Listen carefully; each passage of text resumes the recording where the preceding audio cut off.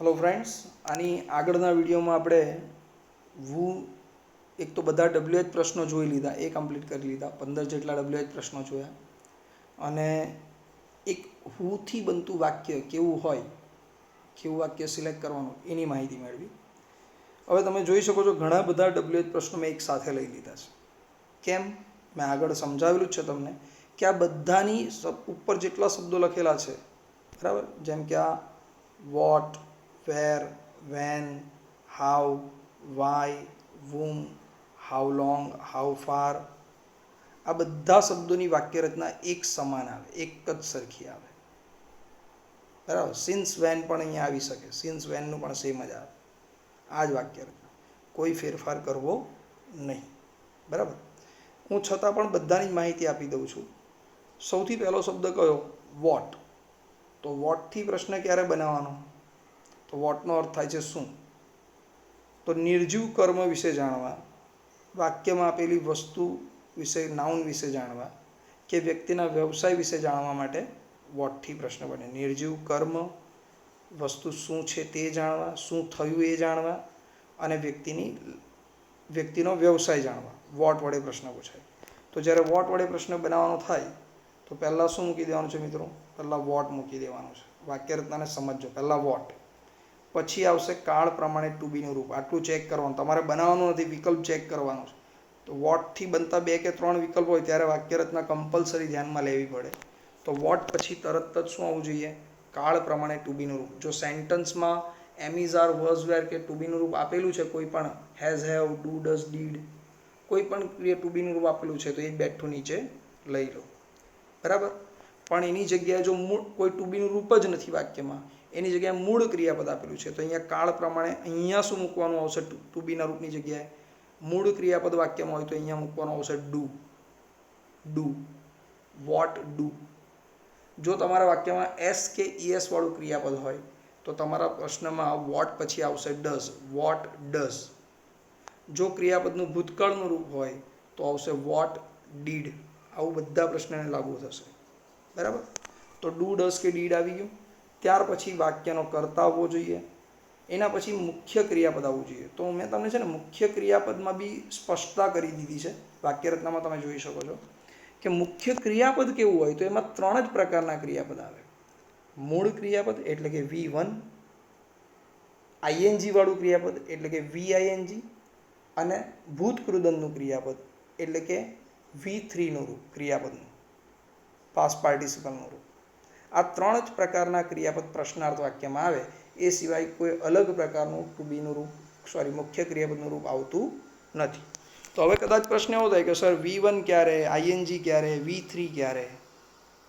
તો એ બધાની સ્પષ્ટતા કરી દઉં છું. જો તમે અહીંયા જે કાળ પ્રમાણે ટુ બીનું રૂપ લખ્યું છે,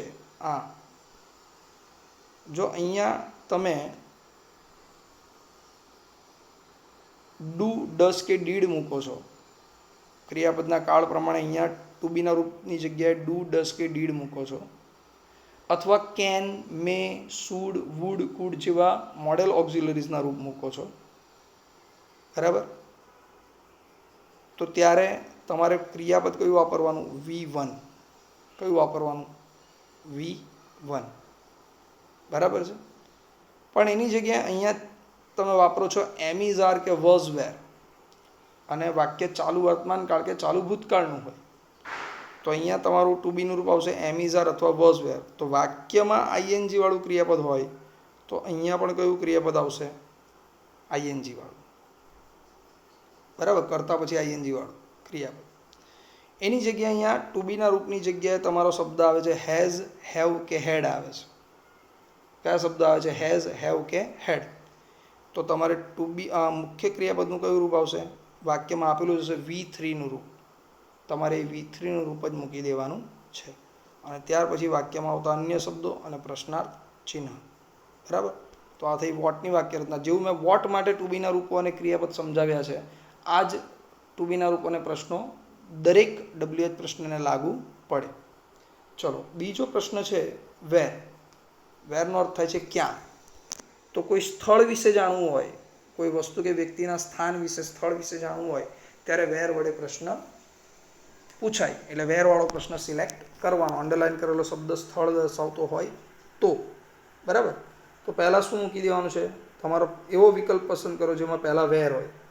વેર પછી કાળ પ્રમાણે ટુ બીનું રૂપ, એટલે કે વાક્યમાં એમ ઇઝ આર હોય તો આપણા પ્રશ્નમાં પણ એમ ઇઝ આર હોય એવું સિલેક્ટ કરો. વોઝ વેર હોય તો was wear, has have, will cell, કોઈ મોડેલ ઓક્ઝિલરીઝના રૂપ હોય તો એ જ સીધા મૂકી દેવાના. પણ આમાંથી કોઈ ટુ બીનું રૂપ ન હોય તો ક્રિયાપદનું મૂળ રૂપ વાક્યમાં આપેલું હોય, મૂળ રૂપ, તો આપણે અહીંયા મૂકવાનું આવશે ડુ, વેર ડુ. SKES વાળું ક્રિયાપદ હોય તો વેર ડઝ, ભૂતકાળનું ક્રિયાપદ હોય તો વેર ડીડ. ત્યાર પછી વાક્યનો કર્તા, પછી મેં તમને ક્રિયાપદો કયું ક્રિયાપદ ક્યારે લેવાનું એ આખું વિસ્તારપૂર્વક સમજાવ્યું. તો આ ત્રણમાંથી કોઈ એક ક્રિયાપદ એ આગળના ટુ બીના રૂપના આધારે, બરાબર, મુખ્ય ક્રિયાપદ અથવા V3નું રૂપ અથવા ING વાળું ક્રિયાપદ, પછી અન્ય શબ્દો અને પ્રશ્નાર્થ ચિહ્ન. આવો વિકલ્પ જ્યાં દેખાય એ તમારો આન્સર. ત્રીજો પ્રશ્ન છે તમારો વેન. વેન એટલે ક્યારે. અંડરલાઇન કરેલો શબ્દ કોઈ સમય દર્શક શબ્દો હોય અથવા કોઈ સમય વિશેની માહિતી મેળવવી છે, જાણવું છે, ત્યારે વેન વડે પ્રશ્ન પૂછાય. તો વેનથી પ્રશ્ન બનાવવો હોય તો સેમ વસ્તુ વેરની જેમ જ વેન પછી તરત જ કાળ પ્રમાણે ટુ બીનું રૂપ, વાક્યનો કર્તા, ત્રણમાંથી કોઈ એક પ્રકારનું ક્રિયાપદ, બરાબર, ડુ ડઝ ડીડ, મોડેલ ઓક્ઝિલરીઝનું રૂપ આવતું હોય તો મૂળ ક્રિયાપદ, એમ ઇઝ આર કે વોઝ વેર આવતું હોય વાક્યમાં અને ING વાળું ક્રિયાપદ પણ વાક્યમાં હોય તો અહીંયા પણ ING વાળું ક્રિયાપદ આવશે. અને હેઝ હેવ કે હેડ આવતું હોય તો ક્રિયાપદનું ત્રીજું રૂપ આવશે. પછી અન્ય શબ્દો અને પ્રશ્નાર્થ ચિહ્ન. ઓકે મિત્રો, આ જ પ્રમાણે હાવ. હાવ એટલે કેવી રીતે, કોઈ ઘટના કેવી રીતે બની એ જાણવું છે. કે પછી અંડરલાઇન કરેલો શબ્દ કોઈ એડવર્બ એટલે કે ક્રિયા વિશેષણનું રૂપ LY કે ILY વાળું રૂપ આપેલું હોય તો ત્યારે હાવ વડે પ્રશ્ન પૂછે. તો સૌથી પહેલાં હાવ આવશે, ત્યાર પછી કાળ પ્રમાણે ટુ બીનું રૂપ, કર્તા, મુખ્ય ક્રિયાપદનું રૂપ, આ ત્રણમાંથી કોઈ એક, પછી અન્ય શબ્દો અને પ્રશ્નાર્થ ચિહ્ન. આવો વિકલ્પ જ્યાં દેખાય એ તમારો જવાબ. એ જ પ્રમાણે કોઈ વાયથી પ્રશ્ન ક્યારે બનાવવાનો છે, તો કોઈ કારણ દર્શક શબ્દોના નીચે અંડરલાઇન કરેલી હોય. કારણ દર્શક શબ્દો કયા, જેમ પેલું because, as, since, because of, due to, આવા શબ્દો પછી અંડરલાઇન કરેલી હોય છેલ્લે સુધી, તો ત્યારે પ્રશ્નાર્થ વાક્યની શરૂઆત વાયથી કરવી. હવે ઘણીવાર એવું બની શકે કે વાય પછી 2 કે 3 વિકલ્પ એક સરખા આવે વાયવાળા, તો પહેલાં વાય મૂકી દેવાનું છે તમારે, બરાબર. વાય પછી કાળ પ્રમાણે ટુ બીનું રૂપ, વાક્યનો કર્તા, પછી મુખ્ય ક્રિયાપદનું રૂપ, ત્રણમાંથી કોઈ એક પ્રકારનું, ત્યાર પછી અન્ય શબ્દો અને પ્રશ્નાર્થ ચિહ્ન. ઓકે ફ્રેન્ડ્સ, આ થઈ ગયું વાય વડે પ્રશ્ન. આ જ પ્રમાણે વુમથી પ્રશ્ન ક્યારે બને, તો ક્રિયાપદ પછીના શબ્દના નીચે અંડરલાઇન કરેલું હોય અને એ કોઈ સજીવ કર્મ હોય. ક્રિયાપદ પછી આપેલો શબ્દ એ કર્મ કહેવાય, પણ જો એ સજીવ કર્મ હોય તો પ્રશ્ન વુમ વડે બને. સજીવ કર્મ વિશે જાણવા પ્રશ્ન વુમ વડે બને, બરાબર. તો વુમ વડે પ્રશ્ન બનાવો છે તો પહેલાં વુમ મૂકી દેવાનું છે, ત્યાર પછી કાળ પ્રમાણે ટુ બીનું રૂપ આવશે, વુમ પછી કાળ પ્રમાણે ટુ બીનું રૂપ આવશે, ત્યારબાદ વાક્યનો કર્તા લઈ લો, પછી મુખ્ય ક્રિયાપદનું રૂપ જેવું આપેલું છે એવું મૂકી દેવાનું, ત્યાર પછી અન્ય શબ્દો અને પ્રશ્નાર્થ ચિહ્ન. ઓકે ફ્રેન્ડ્સ, આ થઈ ગયું વુમથી બનતો પ્રશ્ન. એ જ રીતે હાઉ લોંગ, હાઉ ફાર કે સિન્સ વેનથી બનતો પ્રશ્ન. હાઉ લોંગ મેં તમને સમજાવ્યું છે કે ફોર શબ્દ પછી અનિશ્ચિત સમય આપેલો હોય અથવા ક્રિયાનો સમયગાળો જાણવો હોય, અનિશ્ચિત સમયગાળો જાણવો હોય તો ત્યારે પ્રશ્ન હાઉ લોંગ વડે બને. કોઈ વસ્તુનું અંતર જાણવું હોય તો પ્રશ્ન હાઉ ફાર વડે બને.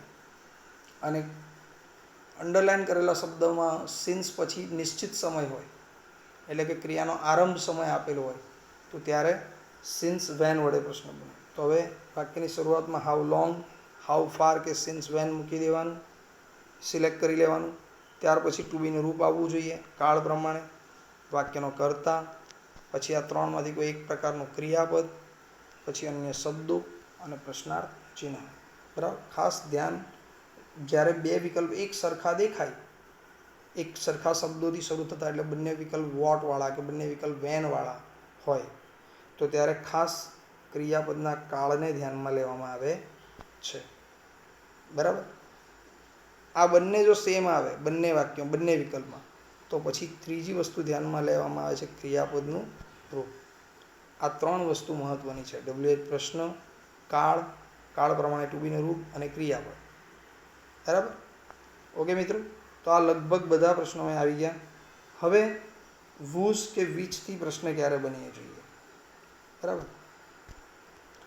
વુઝથી પ્રશ્ન ક્યારે બનવાનો છે? તો જ્યારે કોઈ સંબંધક વસ્તુ કે વ્યક્તિ વિશે જાણવું છે.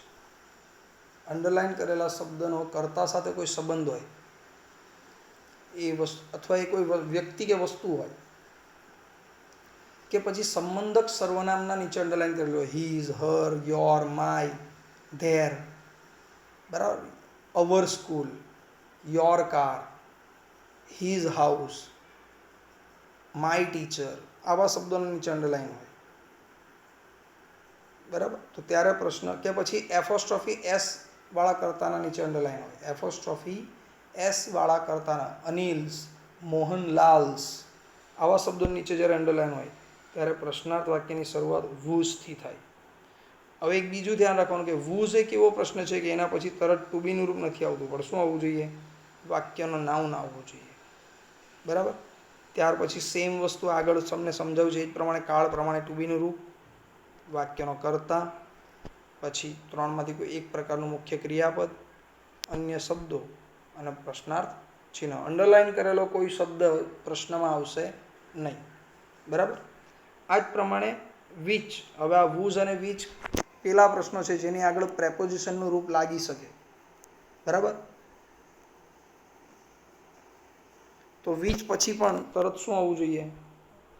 વિચ પછી પણ તરત વાક્યનો નાઉન, ત્યાર પછી ટુ બીનું રૂપ આવવું જોઈએ, પછી કર્તા, કર્તા પછી મુખ્ય ક્રિયાપદનું રૂપ, ત્રણમાંથી કોઈ એક જે વાક્યમાં આપ્યું છે એ પ્રમાણે, ત્યાર પછી અન્ય શબ્દો અને પ્રશ્નાર્થ ચિહ્ન.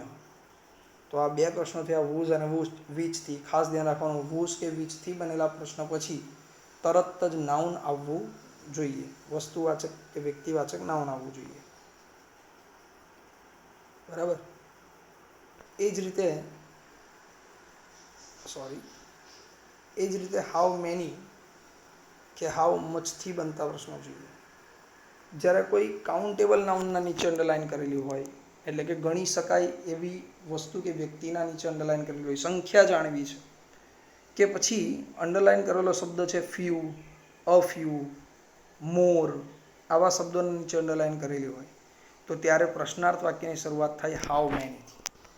હવે હાઉ મેની પછી શું ખાસ ધ્યાન રાખવાનું? તો હાઉ મેની પછી પણ નાઉન આવે, પણ એ નાઉન હંમેશા કેવું હોય? તમે જોઈ શકો છો બહુવચનમાં હોય. હાઉ મેની પછી આવતું નાઉન હંમેશા બહુવચન. How many books, how many students, how many benches, how many kites, how many birds, બહુવચનમાં જ આવે નાઉન. ત્યાર પછી સેમ જેવું આપણે પ્રશ્ન બનાવતા હતા એ રીતે જ કાળ પ્રમાણે, ક્રિયાપદના કાળ પ્રમાણે ટુ બીનું રૂપ, પછી વાક્યનો કર્તા આવશે, ત્યાર પછી મુખ્ય ક્રિયાપદનું રૂપ, એ મૂળ ક્રિયાપદ, આઈએનજી વાળું ક્રિયાપદ અથવા V3નું રૂપ, ત્યાર પછી અન્ય શબ્દો અને પ્રશ્નાર્થ ચિહ્ન. અંડરલાઇન કરેલો વાક્ય કે શબ્દો એ પ્રશ્નાર્થ વાક્યમાં આવવા જોઈએ નહીં. બરાબર છે. તો આ થયું હાઉ મેનીથી બનતી પ્રશ્નાર્થ વાક્ય રચના. એ જ પ્રમાણે હાઉ મચની વાક્ય રચના આપેલી છે. હાઉ મચથી પ્રશ્ન ક્યારે બનાય? તો કે જ્યારે કોઈ જથ્થાવાચક વસ્તુ, પ્રવાહી વસ્તુ વિશે જાણવું હોય, એના પ્રમાણ વિશે, એના જથ્થા, દ્રવ્યવાચક વસ્તુ કે જથ્થાવાચક વસ્તુના નીચે અંડરલાઇન કરેલી હોય, એમના પ્રમાણ, એમના જથ્થા વિશે જાણવું હોય, ત્યારે હાઉ મચ વડે પ્રશ્ન પૂછાય. એ ઉપરાંત લિટલ, અ લિટલ, મચ આવા શબ્દોના નીચે અંડરલાઇન કરેલું હોય, તો ત્યારે પ્રશ્નાર્થ વાક્યની શરૂઆત હાઉ મચથી કરવી. હવે હાઉ મચ પછી તરત જ નાઉન આવવું જોઈએ, પણ આ વખતે હાઉ મચ પછી નાઉન કેવું આવે? એક વચન. એટલે how much land, how much ghee, how much sugar, how much tea, how much juice, બધું એક વચનના નાઉન આવે. ત્યાર પછી ક્રિયાપદનું રૂપ, ટુ બીનું રૂપ, પછી વાક્યનો કર્તા, ત્યાર પછી મુખ્ય ક્રિયાપદનું રૂપ, અન્ય શબ્દો અને પ્રશ્નાર્થ ચિહ્ન. ખ્યાલ આવ્યો મિત્રો? તો તમને જેટલા પ્રશ્ન લખાયા છે કોષ્ટકમાં લગભગ બધા જ પ્રશ્નાર્થ શબ્દોની વાક્ય રચનાઓ મેં તમને હમણાં સમજાવી છે. બરાબર. આ ઉપરાંત બીજી એક બાબત ખાસ ધ્યાનમાં રાખવાની છે. એ કઈ બાબત છે? તો કે વાક્યમાં જે દરેક પ્રશ્નાર્થ વાક્ય તમે જુઓ, હું તમને બતાવું. દરેક પ્રશ્નાર્થ વાક્યમાં આ જે છે ટુ બીનું રૂપ, કાળ પ્રમાણે ક્રિયાપદ, ચલો હું વાળામાં તો ટેન્શન નથી, જે આપ્યું હોય એ જ લખવાનું છે. પણ એ ઉપરાંત આ દરેક શબ્દોમાં આ જે મેં લખાવ્યું છે કાળ પ્રમાણે ટુ બીનું રૂપ, બરાબર. એ જ રીતે નીચે વૂઝ કે વીચ વાળામાં પણ જોઈ શકો છો તમે, એમાં પણ કાળ પ્રમાણે ટુ બીનું રૂપ છે. એ જ રીતે હાઉ મેની કે હાઉ મચ વાળા પ્રશ્નોમાં પણ છે કાળ પ્રમાણે ટુ બીનું રૂપ. તો એની પણ હું તમને સ્પષ્ટતા, ઓલરેડી મેં તમને બધા ટુ બીના રૂપ તો કહી જ દીધા છે, કયા કયા ટુ બીના રૂપ પ્રશ્નાર્થ વાક્યમાં આવે. તેમ છતાં લેખિત માહિતી પણ આપું છું. જુઓ કયા ટુ બીના રૂપો આવશે.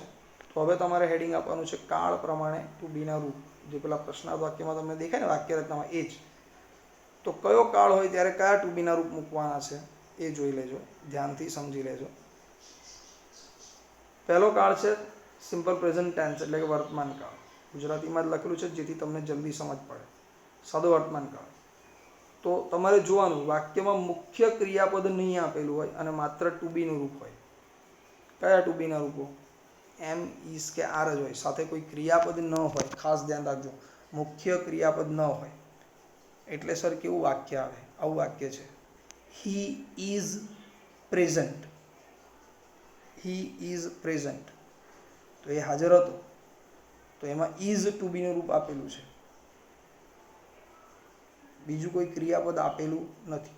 તો જ્યારે આવું વાક્ય આવે વર્તમાન કાળનું કે જેમાં માત્ર એમ, ઇઝ કે આર જ આપેલું હોય, એમ, ઇઝ કે આર જ આપેલું હોય, સાથે ક્રિયાપદ આપેલું ન હોય, તો પ્રશ્નાર્થ શબ્દ પછી તરત જ શું મૂકી દેવાનું? વાક્યમાં જે ટુ બીના રૂપ આપેલા છે એમ, ઇઝ, આર, એનો જ ઉપયોગ આપણે નીચે કરવાનો છે, એ જ શબ્દ. બરાબર. આ જ પ્રમાણે સાદા વર્તમાન કાળનું ક્રિયાપદ હોય. સાદા વર્તમાન કાળમાં પણ બે સ્પષ્ટતા કરી છે. વાક્યમાં મૂળ ક્રિયાપદ હોય અથવા તો એસ કે ઈએસ વાળું ક્રિયાપદ હોય. તો જ્યારે મૂળ ક્રિયાપદ આપેલું હોય, તો મૂળ ક્રિયાપદ આપેલું હોય ત્યારે શું કરવાનું? તો કે ત્યારે વાક્યના ટુ બીના રૂપની જગ્યાએ શું મૂકી દેવાનું છે? ડુ. પ્રશ્નાર્થ હાઉ મેની, કોઈ પણ પ્રશ્નાર્થ શબ્દ છે એના પછી શું આવશે? ડુ. અને ત્યાર પછી મૂળ ક્રિયાપદ, ડુ પ્લસ મૂળ ક્રિયાપદ આવશે. એની જગ્યાએ એસ કે ઈએસ વાળું ક્રિયાપદ હોય, તો એસ કે ઈએસ વાળું ક્રિયાપદ હોય તો ત્યારે ડઝ મૂકવાનું છે. ટુ બીના રૂપની જગ્યાએ શું મૂકવાનું છે? ડઝ.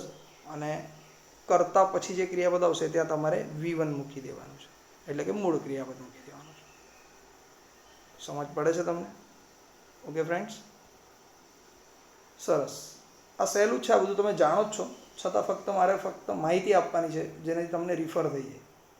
બરાબર. અને તમે ધ્યાનથી 2 વાર વાંચશો ને દીકરાઓ આ કોષ્ટક અને આ માહિતી, તો હું ડેફિનેટલી તમને ગેરંટી આપું છું કે તમારો મેથ્સ WH પ્રશ્નોનો એક પણ માર્ક્સ કપાય નહીં, ભૂલ નહીં પડે, સમય બચશે, ઝડપથી જવાબ લખી શકશો. ચલો, તેવું આગળ આપેલું છે ભૂતકાળ. મેં ફક્ત ભૂતકાળ લખ્યું છે, સાદો ભૂતકાળ, ચાલુ ભૂતકાળ, પૂર્ણ ભૂતકાળ, આવો કોઈ ઉલ્લેખ કર્યો નથી. તો વાક્યમાં ભૂતકાળનું વાક્ય હોય પણ વાક્યમાં ક્રિયાપદ ન હોય અને માત્ર શું હોય? માત્ર વોઝ કે વેર આપેલું હોય. ટુ બીના રૂપ તરીકે માત્ર વોઝ કે વેર આપેલું હોય. બરાબર. He was lazy, he was lazy, તો આમાં કોઈ ક્રિયાપદ જ નથી, ખાલી ટુ બીનું રૂપ જ છે વોઝ. લેઝી તો વિશેષણ થયું. ખ્યાલ આવ્યો? તો જ્યારે આવું વાક્ય આપેલું હોય તો પ્રશ્નાર્થ વાક્ય જે સિલેક્ટ કરો છો એમાં પણ ધ્યાન રાખવાનું કે WH પ્રશ્ન પછી માત્ર શું આવશે? ત્યાં એમાં વાક્યમાં આપેલું વોઝ કે વેર જ આવશે. બરાબર છે ફ્રેન્ડ્સ? ખાસ ધ્યાન રાખજો. Gandhiji was Born in Porbandar. તો હવે જ્યારે પ્રશ્ન બનાવો ત્યારે પ્રશ્નાર્થ વાક્યમાં WH પ્રશ્ન પછી ડીડ નહીં આવે, વાક્યમાં વોઝ આપ્યું છે એટલે આપણે પણ શું લખવાનું? વોઝ જ લખવાનું. આ ધ્યાન તમારે રાખવાનું. બરાબર, મેં તો ઓલરેડી સમજાવ્યું તમને. આ જ રીતે સાદા ભૂતકાળનું વાક્ય આપેલું હોય. સાદા ભૂતકાળનું વાક્ય એટલે ક્રિયાપદનું ભૂતકાળનું રૂપ તમને વાક્યમાં આપેલું છે. તો જ્યારે ક્રિયાપદનું ભૂતકાળનું રૂપ દેખાય તો WH પ્રશ્ન જે સિલેક્ટ કરવાના છે, ચારમાંથી જે વિકલ્પ સિલેક્ટ કરવાનો છે એમાં શું જોવાનું, તો કે અંડરલાઇન કરેલા શબ્દના આધારે WH પ્રશ્ન પહેલાં ઓળખી લો. એ સમય છે, સ્થળ જાણે છે, કર્તા જાણે છે, સંબંધ જાણવો છે, કર્મ જાણવો છે, લાગણી જાણવી છે. એ તમે તમારી રીતે પ્રશ્નને જાણી લો. અને ભૂતકાળનું વાક્ય હોય તો એ WH પ્રશ્ન પછી તરત શું આવવું જોઈએ, તો કે ડીડ આવવું જોઈએ. ટુ બીના રૂપની જગ્યાએ ડીડ આવશે.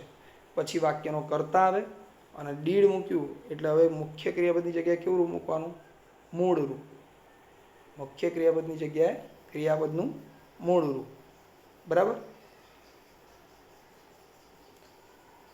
આ જ રીતે જો તમારું વાક્ય સાદા ભવિષ્યકાળનું હોય, સિમ્પલ ફ્યુચર ટેન્સ, તો ફ્યુચર ટેન્સના તો વાક્યમાં જ તમને ટુ બીના રૂપ આપેલા હોય. કયા, વિલ કે શેલ. તો વાક્યમાં વિલ આપ્યું હોય કે શેલ આપ્યું હોય, ગમે તે આપ્યું હોય, તમારું પ્રશ્ન બનાવતી વખતે એવો વિકલ્પ સિલેક્ટ કરો કે જેમાં વિલ જ આપ્યું હોય. માત્ર એટલું જ નથી જોવાનું, તો વિલ પછી, વિલ કે શેલ પછી એક કર્તા હશે અને કર્તા પછી મૂળ ક્રિયાપદ હશે. તો ભવિષ્યકાળનું જ્યારે વાક્ય બનાવો છો ત્યારે WH પ્રશ્ન પછી જે ટુ બીનું રૂપ આવશે, ટુ બીના રૂપની જગ્યાએ વિલ મૂકવાનું, પછી વાક્યનો કર્તા મૂકવાનો અને ત્યાર પછી જે મુખ્ય ક્રિયાપદ છે એ ક્રિયાપદનું મૂળ રૂપ મૂકી દેવાનું. ક્લિયર? આ થઈ ગયું સાદા ભવિષ્યકાળની વાત. આ જ રીતે મોડેલ ઓક્ઝિલરીઝનું વાક્ય આપેલું હોય. મોડેલ ઓક્ઝિલરીઝ એટલે કે વાક્યમાં ટુ બીના રૂપની જગ્યાએ can, may, should, would, could, must, have to, ought to આવા મોડેલ ઓક્ઝિલરીઝના રૂપ આપેલા હોય. તો જ્યારે એને પ્રશ્નાર્થમાં ફેરવવો હોય તો ખાસ ધ્યાન રાખજો કે WH પ્રશ્ન જે તમે સિલેક્ટ કર્યો છે એ WH પ્રશ્ન પછી તરત જ મોડેલ ઓક્ઝિલરીઝનું રૂપ, MAનું રૂપ એટલે કે મોડેલ ઓક્ઝિલરીઝનું રૂપ આવવું જોઈએ. જે વાક્યમાં કુડ આપ્યું છે તો આપણા પ્રશ્નમાં પણ કુડ જ આવશે. વાક્યમાં કેન આપ્યું છે તો આપણા પ્રશ્નમાં પણ કેન જ આવશે. બરાબર. મોડેલ ઓક્ઝિલરીઝનું રૂપ આવે અને સાથે ક્રિયાપદનું મૂળ રૂપ આવશે. બરાબર. એ જ રીતે ચાલુ વર્તમાન કાળનું વાક્ય હોય. કયા કાળનું વાક્ય હોય? ચાલુ વર્તમાન કાળ. ચાલુ વર્તમાન કાળનું વાક્ય આપેલું હોય પ્રેઝન્ટ કન્ટિન્યુઅસ ટેન્સ, તો તમારા વાક્યમાં જ શું આપેલું હશે? એમ ઇઝ, આર અને ING વાળું ક્રિયાપદ. તો હવે જ્યારે પ્રશ્ન બનાવો છો તો WH પ્રશ્ન પછી જે ટુ બીનું રૂપ આવશે એ ટુ બીના રૂપની જગ્યાએ તમારે વાક્યના કર્તા મુજબ એમ, ઇઝ કે આર જ મૂકવાનું છે. એમ, ઇઝ કે આર જ મૂકવાનું છે. ત્યાર પછી કર્તા આવશે વાક્યનો અને કર્તા પછી તરત શું આવશે? તો એમાં ING વાળું ક્રિયાપદ આવશે. બરાબર. WH પ્રશ્ન પછી એમ ઇઝ આર વાક્યમાં આપ્યું છે તો એ જ મૂકો અને પછી ક્રિયાપદનું ING વાળું રૂપ આવશે અને ત્યાર પછી અન્ય શબ્દો. બરાબર. તો આ થઈ ગયું ચાલુ વર્તમાન કાળના ટુ બીના રૂપો. આ જ પ્રમાણે ચાલુ ભૂતકાળનું વાક્ય હોય તો ચાલુ ભૂતકાળના વાક્યને પ્રશ્નમાં ફેરવતી વખતે WH પ્રશ્ન પછી વોઝ કે વર આવે, વોઝ અથવા વેર આવે અને ત્યાર પછી ING વાળું ક્રિયાપદ આવે. વોઝ કે વેર આવે અને ત્યાર પછી ING વાળું ક્રિયાપદ આવે. આ થઈ ગયું ચાલુ ભૂતકાળની વાત. એ જ રીતે પૂર્ણ વર્તમાન કાળ, પ્રેઝન્ટ પરફેક્ટ ટેન્સ. પૂર્ણ વર્તમાન કાળ એટલે શું? પ્રેઝન્ટ પરફેક્ટ ટેન્સ નું વાક્ય હોય અને એને પ્રશ્નમાં ફેરવવું હોય તો ખાસ ધ્યાન રાખજો કે જ્યારે પૂર્ણ વર્તમાન કાળના વાક્યને પ્રશ્નમાં ફેરવો છો ત્યારે WH શબ્દ પછી, પ્રશ્નાર્થ શબ્દ પછી તરત જ હેઝ કે હેવ આવે. જે વાક્યમાં આપ્યું છે એ પ્રમાણે હેઝ કે હેવ આવશે. પછી વાક્યનો કર્તા આવશે અને ત્યાર પછી શું આવશે? તો કે ક્રિયાપદનું V3નું રૂપ. ઓકે મિત્રો. આ જ પ્રમાણે પાસ્ટ પરફેક્ટ ટેન્સ એટલે કે પૂર્ણ ભૂતકાળની વાત કરી છે. હવે પૂર્ણ ભૂતકાળમાં શું આવે? વાક્યમાં હેડ આપેલું જ હોય તો તમારે માત્ર શું કરવાનું છે? સેન્ટન્સમાં હેડ આપ્યું છે તો આપણે પણ હેડ મૂકી દેવાનું અને ક્રિયાપદનું કયું રૂપ આપ્યું છે? તો કે V3નું રૂપ તમને વાક્યમાં આપેલું હશે તો સેમ એ જ શબ્દનો કર્તા પછી ઉપયોગ કરવાનો એટલે કે કર્તા પછી તરત જ તમારે V3નું રૂપ મૂકી દેવાનું છે. ઓકે મિત્રો. તો આ તમને જેટલા પણ ટુ બીના રૂપો પૂછાય છે એ દરેક ટુ બીના રૂપોની મેં માહિતી આપી દીધી, બરાબર. અને એની સાથે કેવું ક્રિયાપદ હશે એ પણ આપણે સમજી લીધું. ઓકે મિત્રો, તો હવે આપણે આટલી માહિતી, આટલી વાક્ય રચનાઓ તમને મળી ગઈ છે. તો હવે આપણે નેક્સ્ટ વિડીયોમાં WH પ્રશ્ન કેવી રીતે બને, બરાબર, એની થોડીક પ્રેક્ટિસ એક્સરસાઇઝ સ્વરૂપે આપણે કરીશું. ઓકે ફ્રેન્ડ્સ, આ વિડીયોમાં તમને ભણાવ્યું છે એના પિક હું તમને સેન્ડ કરીશ, જેનો તમારે હોમવર્ક તરીકે નોટમાં લખી દેવાનું છે, બરાબર. આ તમારો હોમવર્ક છે. Okay friends, by.